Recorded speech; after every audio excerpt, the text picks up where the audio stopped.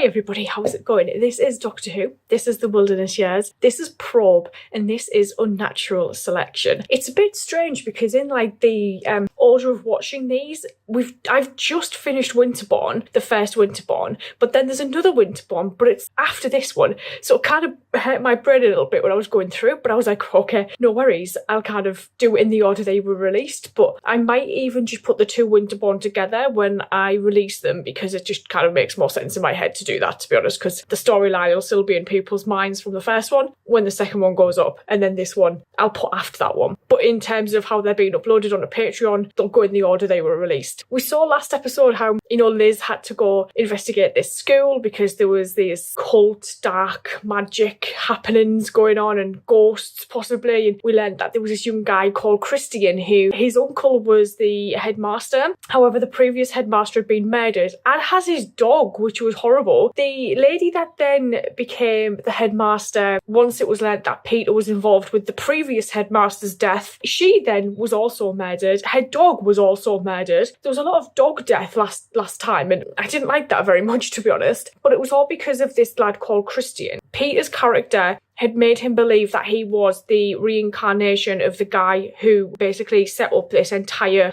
cult within the school in the first place, way back, who was hanged. And the first headmaster was hanged where the gallows were, where this guy was actually, you know, killed. And it was interesting to see like how he even, you know, he would get close to the fellow pupils at the school and he would kind of use that as a way to get to their blood because he needed their blood to be able to resurrect himself. So it was like a really interesting thing that I never expected. Also didn't really expect just how long the thing was going to be. It was like a film. I was like, Jesus, this is actually like huge. I thought it would be maybe like 40 minutes. But no, it was like an hour and a half, I think. So it's going to be interesting to see what this one's about before I go into the next Winterborn one. So let's go. I'm sorry I'm late. It's quite all right.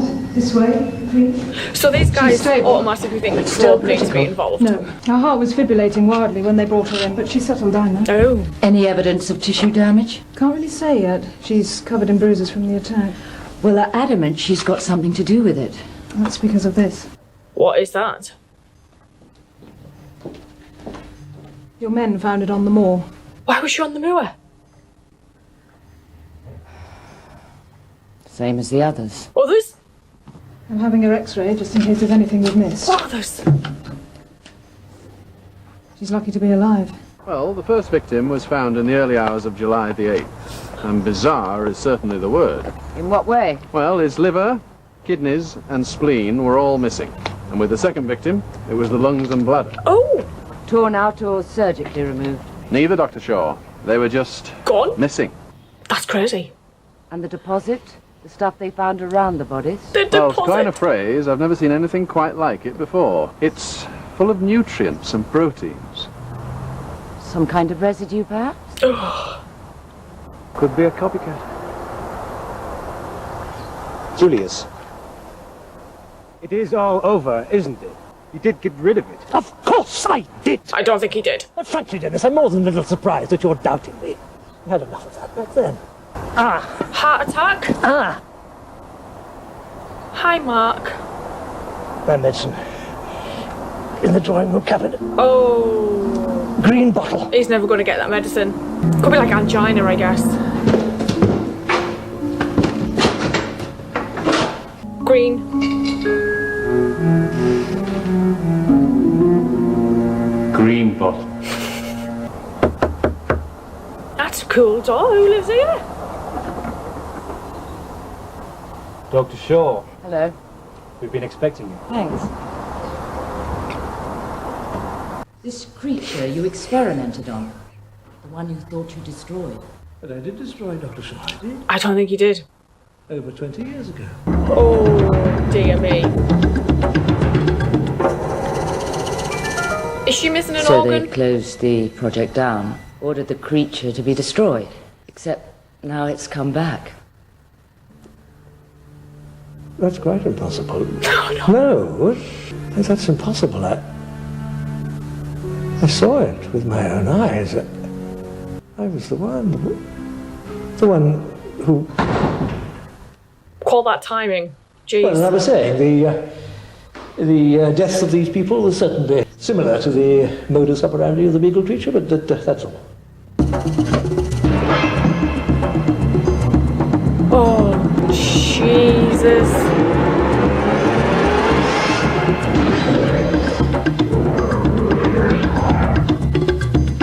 This is Dr. Elizabeth Shaw, leaving a message for Dennis Lancaster. Look, I don't know whether you've seen my last two messages. Please, would you contact me as soon as possible on 01372 559910. It's to do with the Beagle program.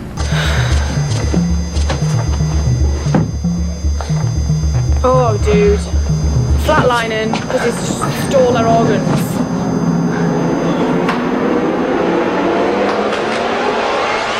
Page Dr. Gilchrist. Brain? Did he take her brain?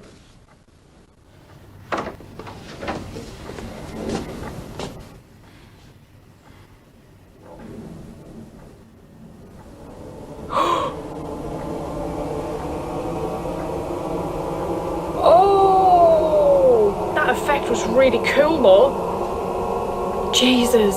The creature had to make sure that Angela didn't survive. To tell Otherwise, them she what could she have saw. identified it, surely. So it went back and finished her off.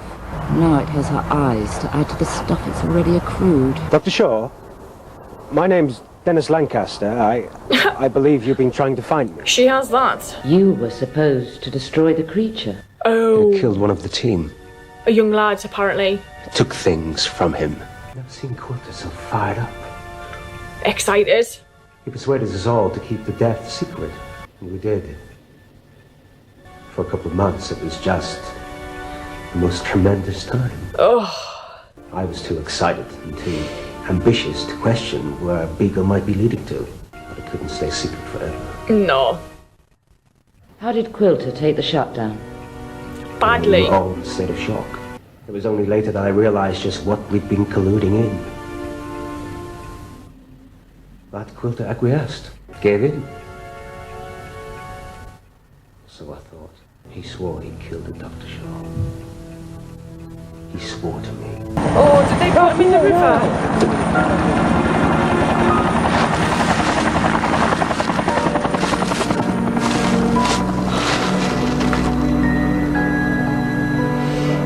We've just found Dr. Lancaster. Dead. His body was dumped in the river, close by the moor. Why don't you save us all a lot of trouble and tell me which of the late doctor's major organs will be missing when we cut him open? His heart, I think. The car was spotted speeding away from where his body was found. He could never let Beagle go, could you, Professor? Ah, he It had was an your emotional greatest attachment. triumph. Like Your proudest Frankenstein. achievement. The whole project went down an unexpected path.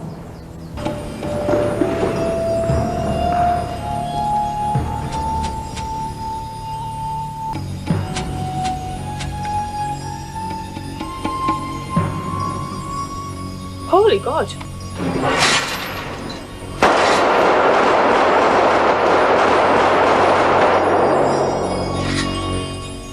The police have concluded their search of your house. They've come up with something rather interesting. Ah, more organs. Some kind of creature.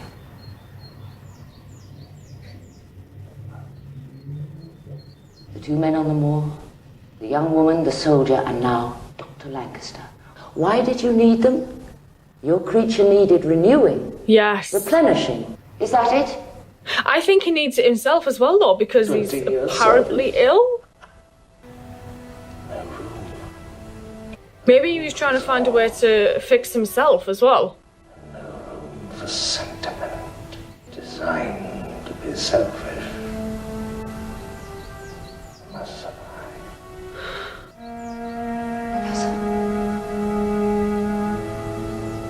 Professor Quilter? Now, I can't be absolutely sure, but I think the heart found inside that creature isn't the one that was taken from Dr. Lancaster. So this might not be the creature. It It's isn't. a real hodgepodge. It's Kind of Mark. patchwork job. A bit like a I'm fairground certain. mermaid. Oh dear. I helped Quilter because he always helped me, right from the start, Yes. right from my birth. Has it clicked yet, dude? The creature Quilter created. Oh.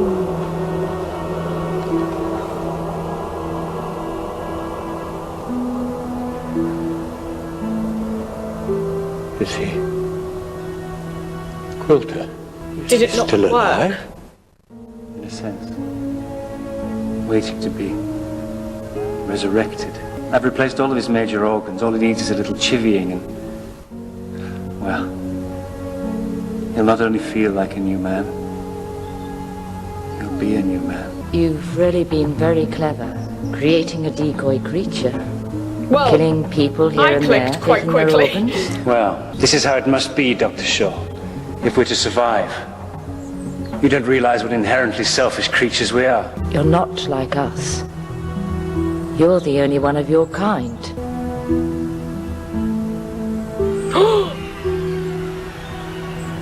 Look, he's dying. Doesn't matter how much medication you give him, he's human.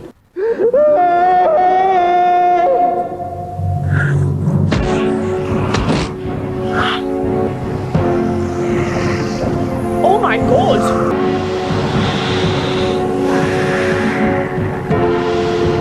What the holy mother of God? The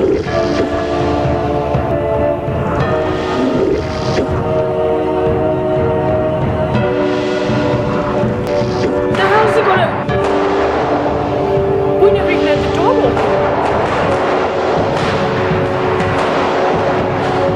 open. You had to sort it out.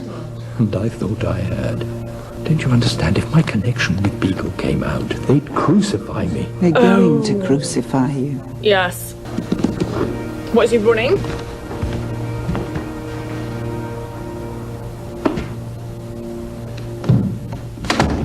This was so unexpected for me.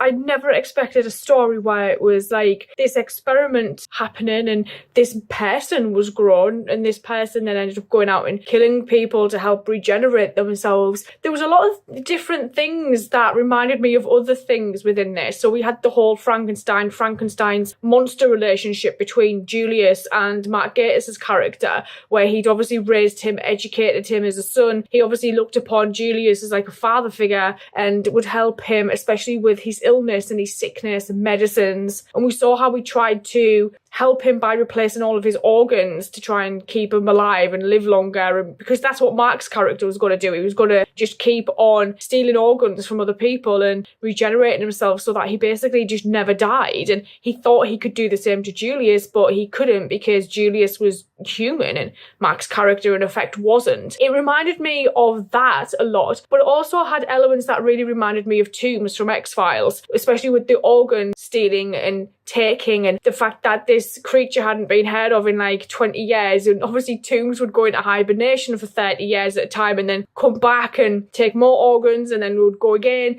So it reminded me of that a little bit as well. And then at the end, especially when we saw him crying over Julius's body because Julius was dead and he was really upset, and then he started to absorb him in, it really reminded me of the film Society, you know, where they'd share people and absorb them basically in this really bizarre, weird take on like a society. And that reminded me of that quite a lot as well. So I was like, there's so much in this that just made me think of other things, but I genuinely enjoyed seeing this. It was interesting to see that Rutherford had connections to Beagle. There was a lot of references to Darwin and things as well in this, which I also found quite interesting. And obviously Rutherford's now gone because he knows that if any connection to him comes out regarding everything that just happened in this, he's done. So he's just gone. And obviously, like last episode, he was talking about how he was basically wanting to shut down Probe and give me a reason to not shut down Probe. He's now he's out of there. So I'm assuming that means that Probe's okay. Well, obviously there's one more after this, so it's clearly okay. It's interesting like to see Liz just going off on all of these adventures, but I genuinely find it a joy that Caroline John came back and did these, because I would have just been sad if the only other thing we got of her other than these was that very brief cameo in The Five Doctors. I would have just been like, oh man, like if that's all we ever got of her again, I would have been really, really sad, because as a character, I adore Liz. I think she's great. Be interesting to see what the next one's going to be about, with it being regarding Winterborn again. Are we going to get like a lot of the same people popping up, or is it going to be a brand new story just in the same place? So I may go watch that, and I will see you guys later. So thank you.